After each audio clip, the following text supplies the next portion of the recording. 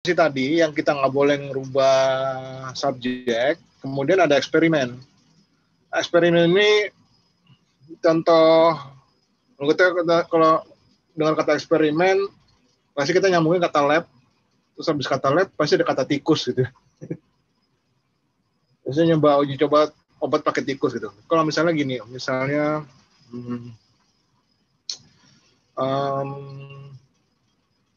misalnya vaksin apa namanya? Vaksin COVID ya. Kalau nguji vaksin COVID itu kan nggak semuanya disuntik vaksinnya kan ya. Ada juga kontrol grup yang dikasih placebo aja gitu loh. Jadi cuma dikasih air tapi seakan-akan vaksin gitu kan.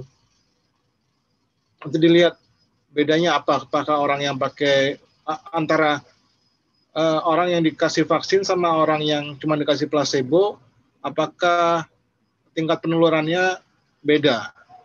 Misalnya yang dikasih vaksin itu dari 100 orang, itu 80 itu imun. Yang dikasih placebo 70%-nya 100 orang yang dikasih placebo cuma 70% imun. Ini jadi pertanyaan, apakah ini signifikan kalau dikasih vaksin itu cuma 80 orang imun, nggak dikasih vaksin 70 orang imun. Ini mesti diuji apakah ini signifikan. Kalau nggak signifikan ya berarti percuma ngasih vaksin. Karena misalnya karena orang yang dikasih placebo dia punya imun sendiri gitu ya, atau herd immunity gitu. Jadi eksperimen gitu. Eksperimen artinya kita merubah subjeknya ya.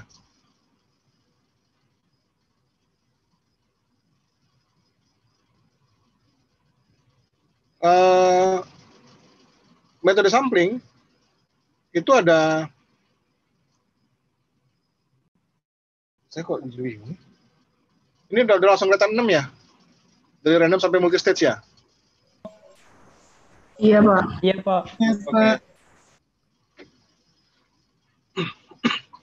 Jadi ada random, ada sistematik, ada convenience, ada certified, ada cluster, ada multi stage. Masing-masing kita bahas.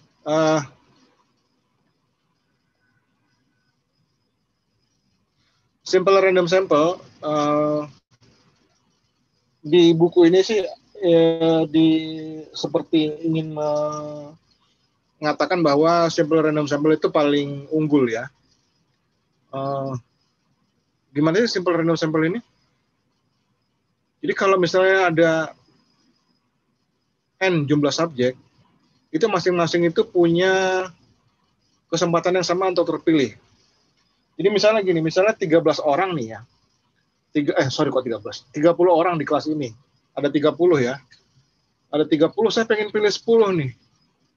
Cara milihnya gimana? Ya kalau simple random sampling adalah dari 30 ini, namanya saya tulis semua dalam sebuah kertas kecil.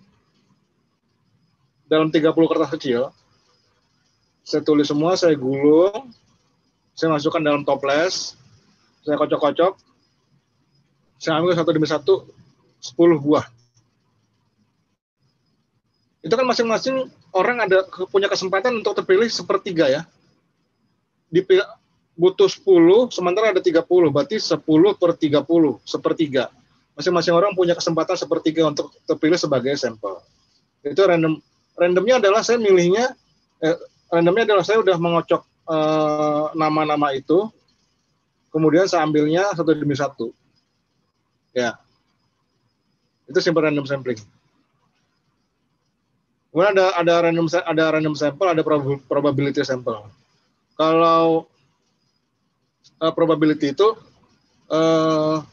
meskipun kemungkinan dia terpilih itu kita ketahui, tapi belum tentu sama. Misalnya dibutuhkan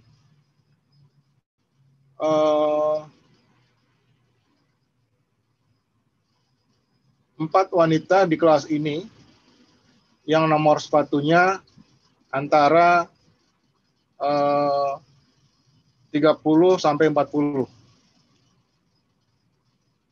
Kan masing-masing orang belum tentu semuanya punya kesempatan ya. Dan yang punya kesempatan belum tentu sama dengan temannya gitu.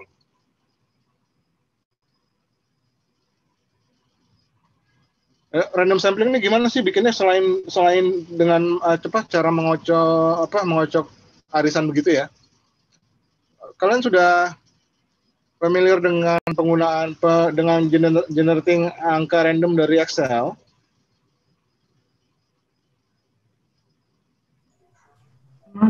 Belum familiar, belum pernah Pak. Belum Pak. Saya contohkan ya.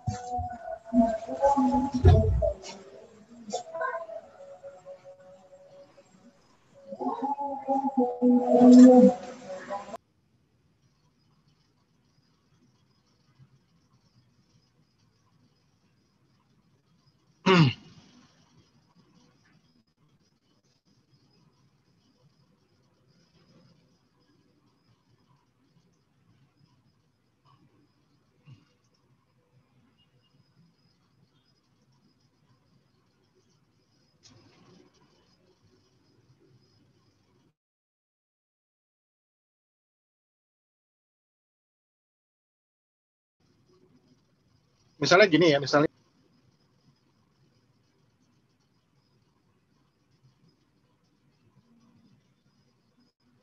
kok agak aneh komputernya.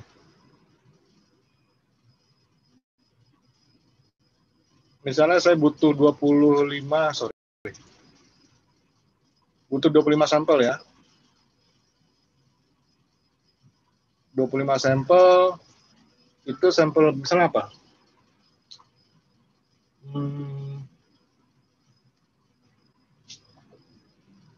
Misalnya tanggal kelahiran ya, misalnya ya. Enggak lah, ini kita generate angka random dulu ya. Tulis random, kemudian buka kurung, tutup kurung, kemudian kontrol, enter. Ini angka random ya, misalnya kita maunya angka bentuknya ratusan ya. Misalnya dikali 1000.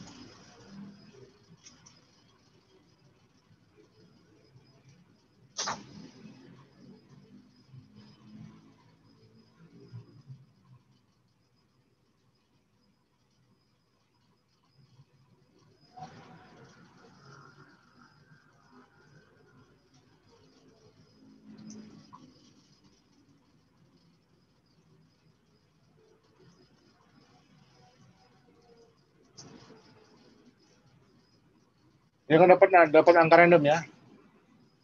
Atau misalnya kita mau milih mahasiswa STAN yang mau dijadikan sampel. Misalnya kita butuh 10 orang, 1, 2, kita butuh 10 orang, yang tanggal lahirnya itu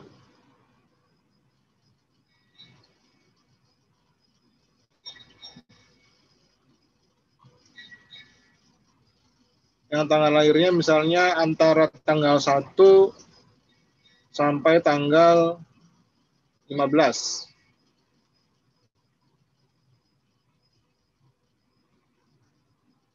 Nah, itu kita dapat. Oke, anak yang pertama tanggal 11. Anak yang kedua tanggal 8. Kemudian tanggal 10, tanggal 15, tanggal 14. Ini mengenerate angka random ya. Kalau saya rubah-rubah, saya tekan apa spasi di sel yang lain, itu angkanya berubah-ubah.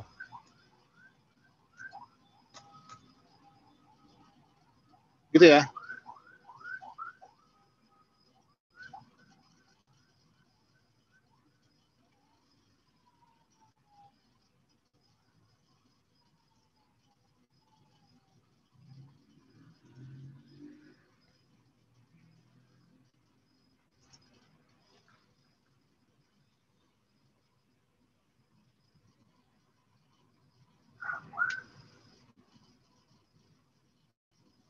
Nah, kemudian ada systematic sampling nih. Sistematik itu artinya ya sistematis ya. Misalnya kita pilih orang ketiga, kemudian berjarak 2 orang, orang berikutnya. Oh, misalnya kalau rumah ya, kita datang satu komplek, kita mau survei nih, mau survei konsumsi beras komplek itu ya. Misalnya kita datang ke rumah pertama itu rumah nomor 5. Kemudian kita jarakin misalnya jarakin 4. Berarti rumah berikutnya adalah rumah nomor 9. Rumah nomor 9, jarak 4 lagi, rumah nomor 13. Nomor 13, nomor 17. Itu namanya sistematik. Nah, kalau convenience ini hasilnya sebenarnya diragukan. Karena convenience ini kita nyari sampelnya itu ya seketemunya. Misalnya tiba-tiba direktur kita bilang gini, coba kamu cari data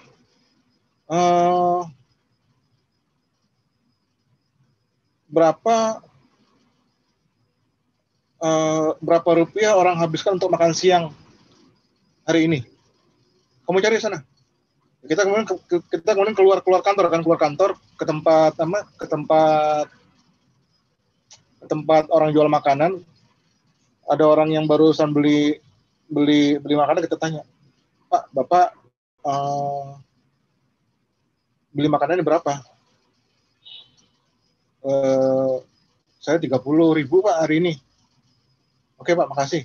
Terus kita ke orang kedua kita nanya lagi, Pak, Bapak beli berapa? Itu rahasia saya deh. Kemudian berarti dia nggak mau jawab kan? Kemudian kita tanya orang ketiga, Pak, Bapak beli berapa? Saya 25 aja deh gitu.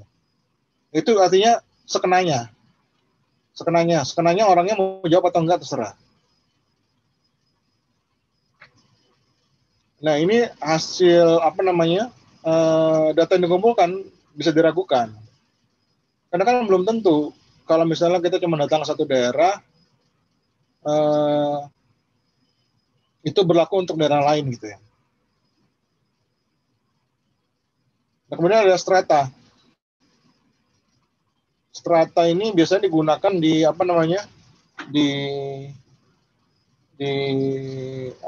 survei politik ya, buat menentukan elektabilitas seorang calon kepala daerah misalnya. Biasanya itu dibagi ke dalam misalnya gini,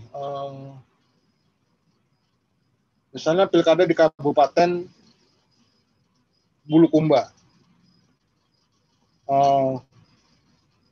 Kita datang di kecamatan A, kecamatan D, sama kecamatan G. Nah, kemudian di kecamatan itu kita cuma pilih orang tertentu aja.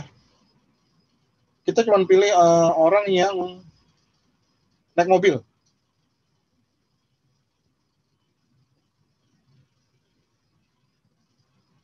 Ya. Kita cuma pilih orang naik mobil. Nah, itu namanya strata. Jadi dia dibagi dulu ke dalam kelompok yang berbeda, terus di kelompok berbeda itu dipilih yang tertentu aja.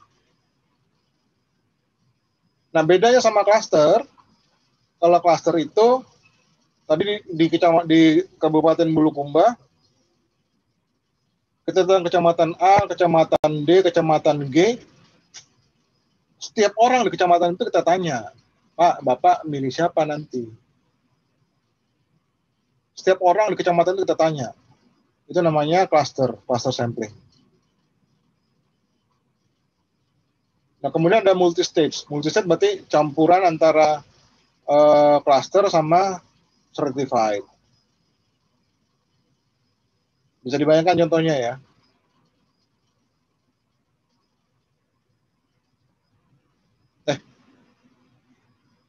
Ternyata udah habis. Ada pertanyaan?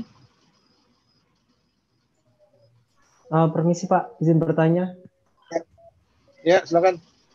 Dari banyak sampling metode sampling tadi, ada yang paling direkomendasikan dipakai gitu Pak? Iya, kalau buku ini sih bilang simple random sampling. Simple random sampling. dia itu mudah dan hasilnya dianggap mewakili karena acak gitu ya. Nanti di bab berikutnya kita belajar bagaimana menentukan jumlah sampel dalam suatu populasi. Misalnya populasinya 1.000, berapakah sampel yang layak gitu ya? Nanti ada ilmunya, ada hitungannya di bab berikutnya. Gitu Rizky. Ada yang lain? Oh, baik. Terima kasih Pak. Izin bertanya, Pak. Ya. Ada batasan minimal sampel yang diambil atau tidak, Pak? Iya. Nanti ada. Nanti kita pelajari di bab berikutnya. Terima kasih, Pak. Iya. Ada lagi?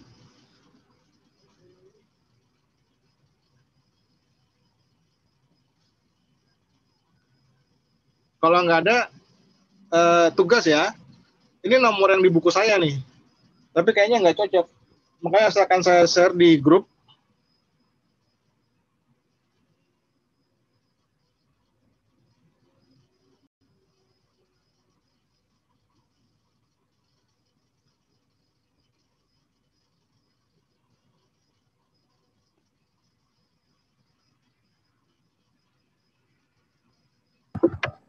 Pak, izin bertanya, Pak. Iya, monggo. Kalau misalnya sampel yang didapatkan itu tidak memenuhi batas minimum, itu bagaimana Pak nanti?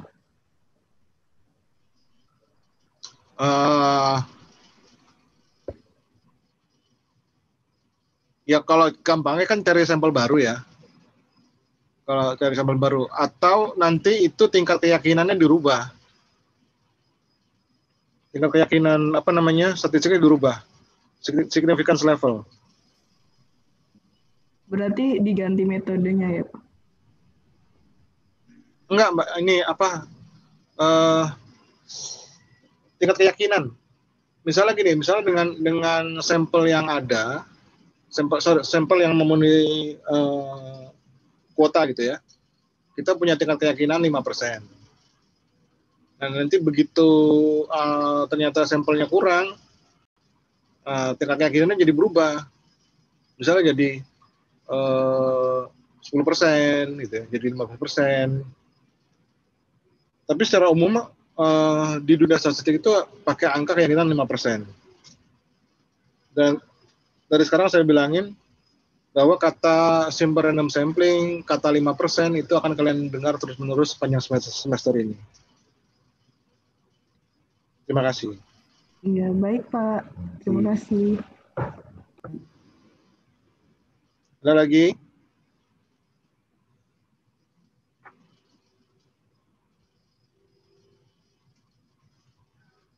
Udah ya? Udah? Udah saya akhiri ya. Terima kasih. Iya Pak. Sudah menyimak kelas hari ini. Sampai kerjakan latihannya. Perkaya diri kalian dengan latihannya. Simpan dalam bentuk PDF, tulisan tangan. Siapa tahu suatu waktu dibutuhkan. Demikian saya sudahi. Wassalamualaikum warahmatullahi wabarakatuh. Sampai jumpa minggu depan.